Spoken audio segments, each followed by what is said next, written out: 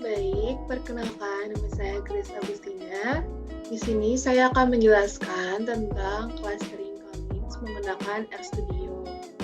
Yang pertama, kita akan melakukan input data atau memasukkan dataset daripada studi kasus.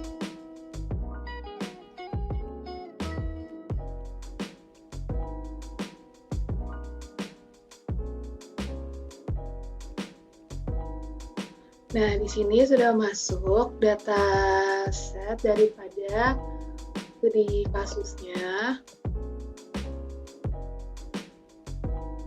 Dapat dilihat data berikut ini adalah data mengenai kandungan gizi yang ada pada susu berbagai jenis hewan, yaitu hewan mamalia.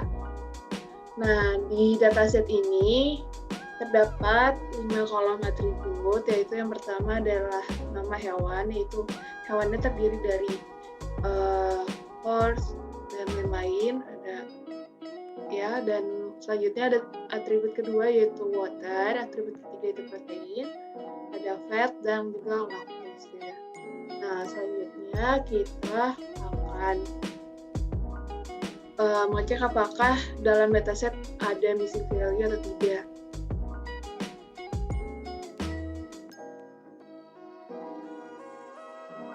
Nah, dapat dilihat ternyata seluruh dari dataset ini adalah false, berarti di mana di dataset ini tidak terdapat missing value.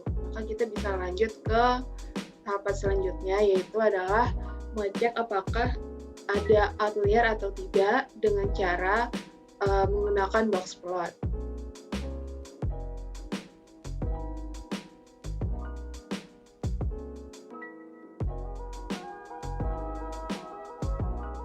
Nah, di sini kita bisa melihat box plot daripada water.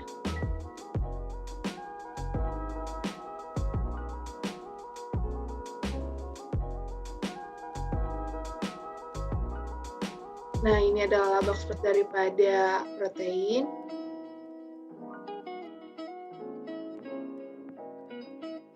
Ini adalah box plot daripada fat.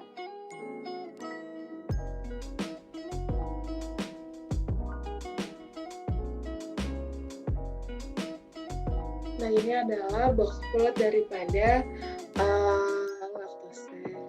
Nah, setelah kita ngedeteksi outliernya, kita perlu melakukan standarisasi data yang akan dimasukkan ke dalam model dengan cara sebagai berikut.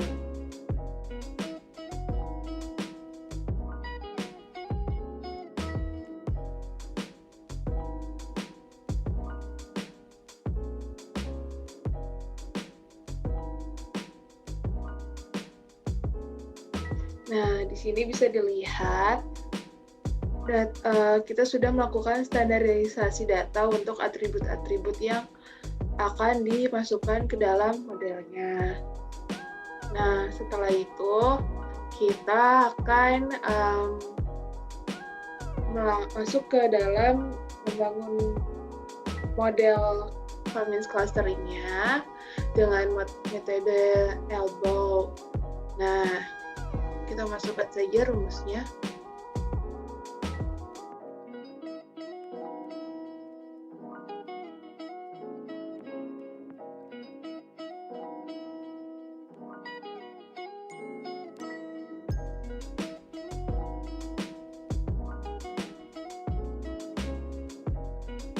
Nah, ini adalah hasil plot untuk metode elbow-nya.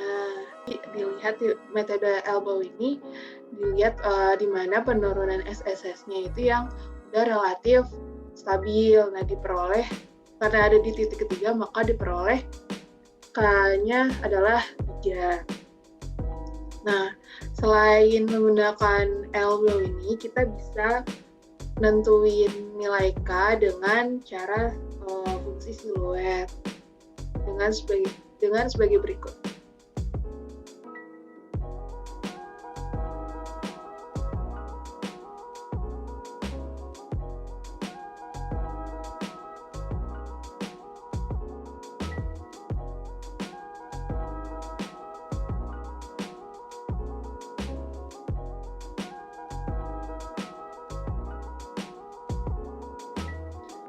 Nah, di sini dapat dilihat uh, cluster siluet plotnya dengan average silhouette width-nya itu sebesar 0,54 dan untuk plot siluet untuk kelas adalah 3.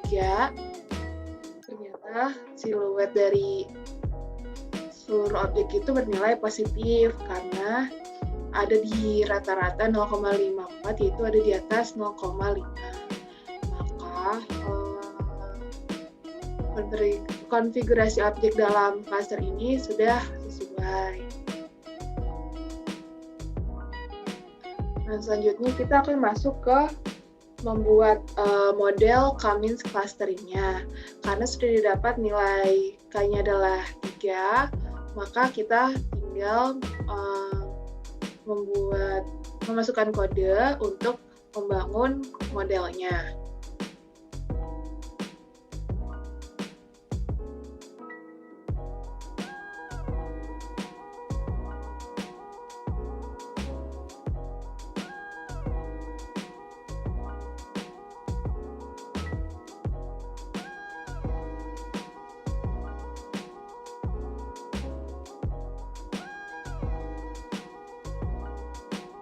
Nah, berikut ini adalah hasil dari model plot hasil clusteringnya dari Cummins-nya. Lalu, setelah itu kita bisa menambahkan data frame ke hasil clusternya sebagai berikut.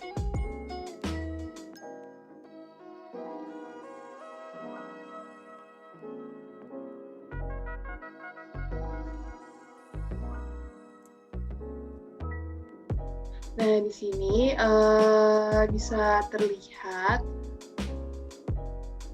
pengelompokan cluster dari pada hewan-hewan, di mana berikut ini yang ada di cluster 3, ini ada di cluster 2 dan cluster 1. Nah, kita akan membuat tabel dari hasil cluster tersebut.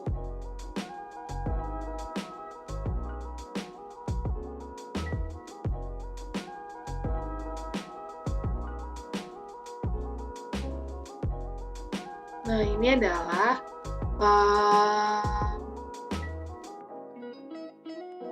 melihat setiap cluster dari centroidnya, di mana dari model center ini didapatkan bahwa cluster 1 itu merupakan cluster hewan yang kandungan water sama laktosenya itu rendah, yang ditandai dengan minus, dan protein dan juga fatnya yang tertinggi. Nah, untuk cluster kedua itu adalah kandungan nutrisi water sama laktosenya yang tertinggi karena ditandai dengan 0,9 yaitu positif, sedangkan untuk protein sama fatnya itu dia yang terendah. Nah, lalu untuk cluster yang terakhir atau cluster ketiga, cluster hewan yang semua kandungan nutrisinya itu dia sedang, jadi tidak mencapai angka tertinggi yaitu angka 1, tapi tidak juga masuk ke angka yang terendah yaitu minus 1. Nah, sekian dari video clustering Cummins video ini, kurang lebihnya mohon maaf. Terima kasih.